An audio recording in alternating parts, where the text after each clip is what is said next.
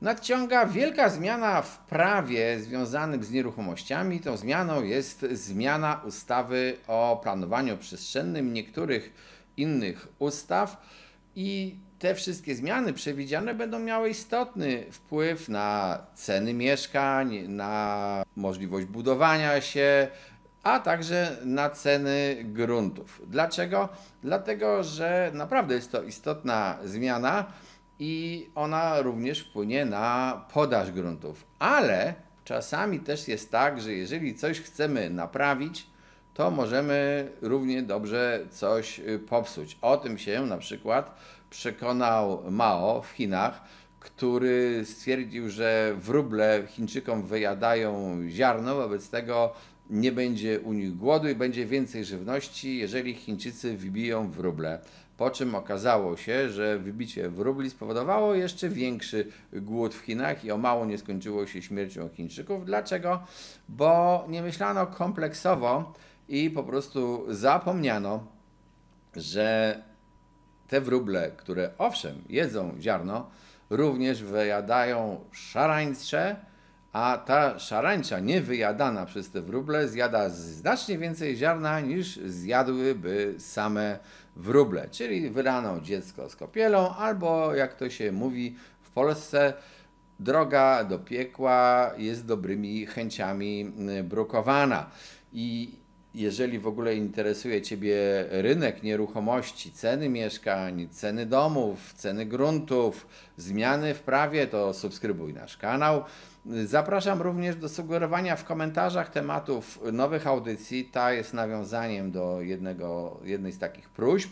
A jeżeli chcesz wiedzieć więcej, na przykład dokładnie o tym, jak ta ustawa wpłynie, już tak technicznie, jeżeli obracasz gruntami, to zapraszamy na szkolenia na cement24.pl, a tutaj wyjaśnię Wam z grubsza, o co chodzi i dlaczego ta ustawa jest z jednej strony dobra, ale jest tylko dobrym krokiem, a to, że nie jest kompleksowym krokiem, nie zrobiono wszystkich kroków, może spowodować skutek odwrotny od zamierzonego. No bo w ogóle dlaczego ta ustawa została wprowadzona? Władze zauważyły, że jest kilka problemów. Można powiedzieć, wreszcie zauważyły, bo wielokrotnie i wszyscy fachowcy od obrotu nieruchomościami mówili i od budownictwa również, że uznaniowość wydawania decyzji o warunkach zabudowy i nieprecyzyjne przepisy jest takim, powiedziałbym delikatnie mówiąc, sytuacją kryminogenną, w każdym razie doprowadzającą do dużej niejasności i niepewności. Zauważono również, że uchwalanie planów miejscowych zagospodarowania przestrzennego idzie gminom dość słabo, są to długotrwałe procesy i wiele gmin nie ma tych planów. Niektóre gminy mają tak zwane studia uwarunkowań, ale ich uchwalanie jest również skomplikowane i drogie i postanowiono to, krótko mówiąc, w jakiś sposób uprościć. Zauważono również, że dużym problemem w Polsce jest to, że po pierwsze tam, gdzie nie ma planów, a można się budować na podstawie decyzji o warunkach zabudowy, dochodzi czasami do kuriozalnych sytuacji, takiej bardzo rozproszonej zabudowy w miejscach, które tak naprawdę nie powinny być zabudowywane, a poza tym właśnie ta rozproszona zabudowa nie jest korzystna w ogóle ze względów społecznych, ze względów transportu, ze względów wprowadzania infrastruktury w teren. Czyli pomyślano sobie, warto przyczynić się do koncentrowania tej zabudowy. Zauważono również, że przyczyną tej rozproszonej zabudowy może być uchwalanie miejscowych planów zagospodarowania przestrzennego w nadmiernej ilości, czyli uchwalanie czy też mianowanie jakichś terenów terenami budowlanymi, czy to mieszkalnymi, czy jakimiś innymi, ponad potrzeby lokalnej społeczności. W związku z tym postanowiono zlikwidować te studia uwarunkowań, na ich miejsce, czy też zamiast nich wprowadzić coś, co się nazywa planem ogólnym i ustalono warunki zabudowy to dostaniesz tylko wtedy, jeżeli z planu ogólnego w danej gminie będzie wynikało, że ten teren jest przeznaczony pod zabudowę. Po drugie, ustalono, że jeżeli będziesz uchwalać ten plan, jeżeli gmina będzie pracowała nad tym planem ogólnym, to musi przeprowadzić analizę potrzeb. Potrzeb, na przykład zapotrzebowania na tereny mieszkaniowe na przykład. I ma określić, czy te potrzeby, wolne tereny w tej gminie, obecnie niezabudowane, a przeznaczone już na przykład w planach miejscowych zagospodarowania przestrzennego, czy ta ilość terenów jest wystarczająca. Być może jest tych terenów nawet za dużo. I jeżeli tych terenów jest za dużo lub ta ilość jest wystarczająca na zapotrzebowanie, na zaspokojenie potrzeb, no to w planie ogólnym nie będzie można uruchomić kolejnych terenów pod budownictwo. Dopiero kiedy te tereny się zaczną wyczerpywać, będzie można uruchomić kolejne tereny i jest to, szczerze mówiąc, słuszne, bo tak działa cały cywilizowany świat. Te tereny są przeznaczone w kolejności jakiejś następnej pod zabudowę. Nie buduje się w ten sposób, co często zdarza się w Polsce, że jeden dom stoi tu, a drugi dom, jego sąsiad jest 500 metrów dalej, a między nimi 30 działek wolnych, które później może kiedyś zostaną zabudowane. Ale też takie podejście niesie pewne konsekwencje. No bo są te tereny, które są obecnie przeznaczone pod budownictwo. Być może w planie ogólnym uchwalony zostanie jakiś kolejny teren, bo wyjdzie gminie, że jest tych terenów za mało przeznaczony pod budownictwo. I pytanie moje brzmi tak: jak skłonić właścicieli gruntów położonych na tym terenie, żeby je faktycznie sprzedali?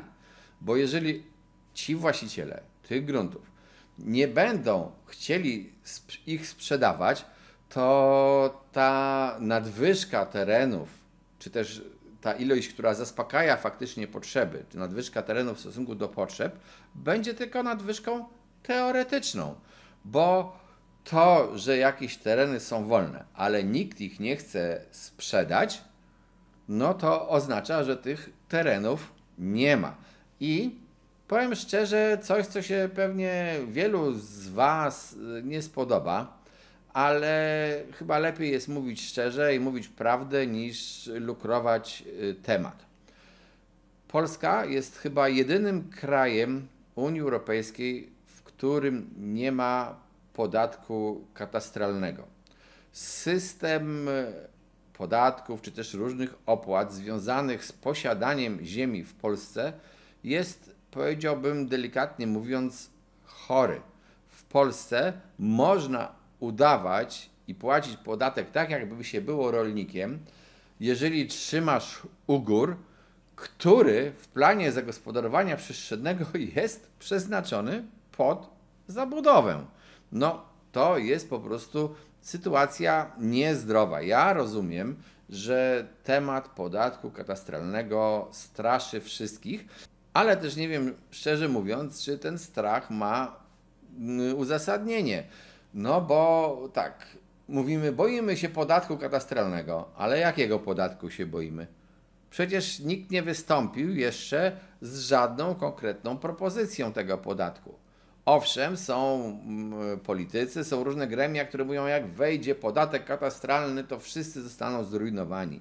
Starsza pani, która ma willę na Mokotowie i tam dożywa swoich lat, nagle nie będzie mogła tam żyć, bo podatek katastralny będzie wynosił więcej niż jej roczna emerytura. I takich twierdzeń, takich dosyć nawet populistycznych twierdzeń jest sporo. Politycy każdej opcji boją się poruszenia tematu podatku katastralnego. I w związku z tym mamy sytuację taką. W Polsce nic nie mówi ci, że powinieneś puścić ziemię w obrót. Jeżeli posiadasz jakąś nieruchomość, to właśnie podatki, opłaty związane z posiadaniem tej nieruchomości są żadne. Natomiast jeżeli ktoś ci uchwali miejscowy plan zagospodarowania przestrzennego i Twoja wartość Twojej nieruchomości teoretycznie wzrośnie, to jeżeli sprzedasz taką nieruchomość w ciągu 5 lat, to musisz zapłacić rentę planistyczną. Powiedz mi, czy chętnie zapłacisz taką rentę planistyczną, która może wynosić do 30% tego teoretycznego wzrostu wartości nieruchomości, czy też poczekasz 5 lat, aż nie będziesz miał konieczności zapłacenia tej renty i sprzedasz później. Większość ludzi sprzedaje później. To jest opłata, która blokuje po prostu obrót gruntami. Dlaczego są dziwne opłaty adiacenckie? Na przykład taka.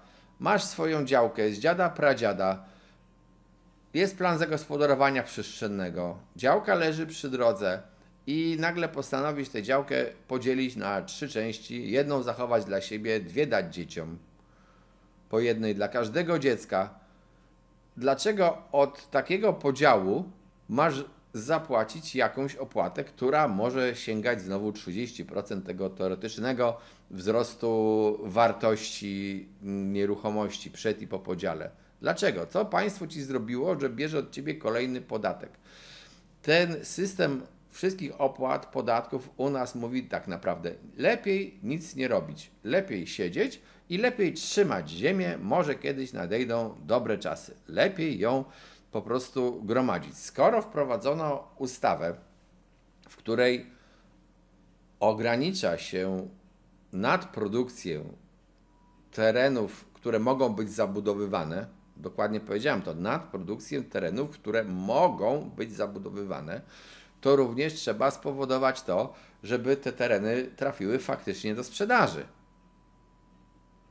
Skoro ograniczono możliwość zabudowy, bo te ograniczenia w tej ustawie również sprawią, że warunki zabudowy będą wyznaczane tylko na terenach, które są faktycznie przewidziane w planie ogólnym pod budownictwo, to również oznacza, że nie zabuduje się ktoś dalej. To znaczy, że ci właściciele terenów, które nie będą objęte tym planem ogólnym i nie będą w planie ogólnym przeznaczone pod budownictwo, ich grunty będą mniej warte, ale te tereny, które będą przeznaczone pod budowę, będą rosły w cenie i może się tak zdarzyć, że właściciele tych terenów powiedzą: dobrze, to ja sobie teraz będę trzymał ten teren w nieskończoność.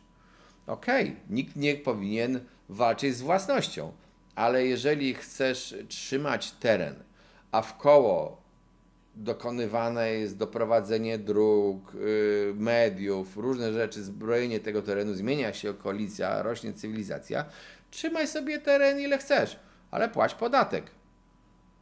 I wcale nie jest powiedziane, że podatek katastralny musisz płacić od pierwszej nieruchomości. Można go wprowadzić w różne sposoby.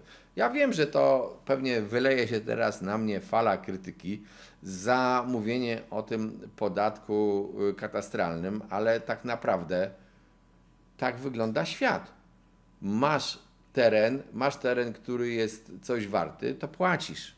A płacąc możesz się zdecydować: dobrze, ja sobie go chcę trzymać, ten teren pusty, leżący odłogiem, albo może go jednak sprzedam, puszczę w ruch, bo innej metody na doprowadzenie do tego, że budownictwo, że mieszkania będą powszechnie dostępne, jak uwalnianie terenów pod budownictwo i sprawianie, żeby to budownictwo było budowane rozsądnie, czyli skoncentrowane, żeby nie było rozproszone, nie ma. Musisz z jednej strony ograniczać ilość terenów, na których można się budować, bo to doprowadza do koncentracji budownictwa i tak działa Europa od wieków. Dlatego w Europie powstawały jakieś zwarte miasta, między innymi dlatego.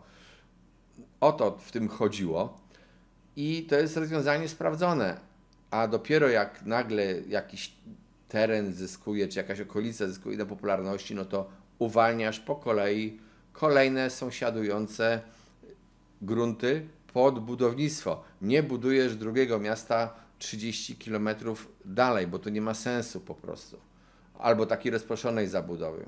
Ale właśnie w ramach konsekwencji, jeżeli tak ograniczać te tereny, to musisz również przewidzieć sytuację, że te wolne tereny mogą podlegać, nazwijmy to, jakiejś spekulacji, jakimś nienaturalnym wzrostom, po prostu dlatego, że jest monopol. No to wprowadź zasadę, trzymaj sobie ziemię, ale płać. Przykro mi opowiadać Wam takie rzeczy, no ale taka jest prawda. Ja mam nadzieję zresztą, że kiedyś nasi posłowie, nasi ustawodawcy zauważą, że warto naprawiać kolejne rzeczy. Naprawa tej ustawy o planowaniu przestrzennym, tak jak powiedziałem, nie jest tak naprawdę do końca zła. Ona porządkuje wiele rzeczy zmienia w sposób taki racjonalny, zwiększa na przykład również udział społeczeństwa w tworzeniu planów zagospodarowania przestrzennego. To są wszystko kroki w dobrą stronę, ale za tymi krokami powinny pójść inne i musimy również zmienić właśnie te opłaty adiacenckie. Szkoda, że przy tej to jest inna ustawa, ale przy okazji tej ustawy można było załatwić się z tą rentą planistyczną, czego nie zrobiono.